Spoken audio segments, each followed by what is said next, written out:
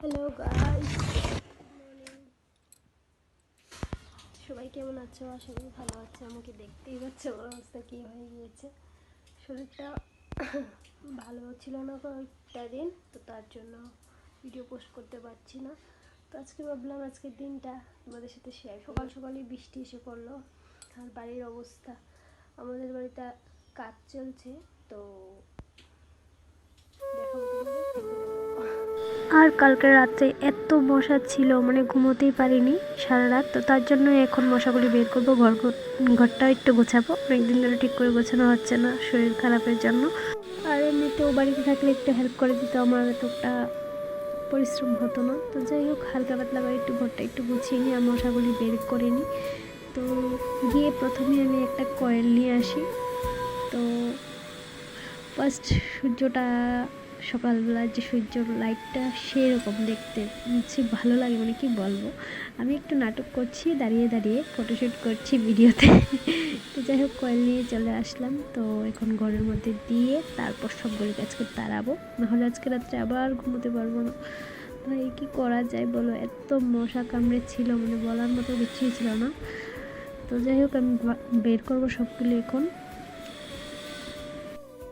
আর আমাদের ঘরে ভেন্টিলেটারের উপরে যে ছিল কাগজটা, মানে এসি বাতাসটা যাতে না দিল তার জন্য দিয়েছি আমরা বুদ্ধি করে এরকম একটা কাগজ বানিয়ে, জানি না সবাই কী দেয়। তো সেটা পরে গিয়েছে বাতাসে, তাই আমি লাগাচ্ছি। সেটা অনেক কষ্ট করে উঠেছি, আলনার উপর উঠে তারপর লাগিয়েছি। তো আর কিছু বলার নেই, আমি এরকম কাজই করি সারাদিন। তো যাই হোক, ঘরটা একটু সরিয়ে নিয়ে ঝাড়ু নিয়ে চলে এসেছি, ঘরটা ঝাড়ু দেবো এখন। তো ঝাড়ুটা দিয়ে তারপর স্নান টান করবো। তো ফার্স্টলি আমার কাজ আজকে মেইনলি হলো আমার ঘরটা একদম ক্লিন করতে হবে আর মশাগুলো তাড়াতে হবে।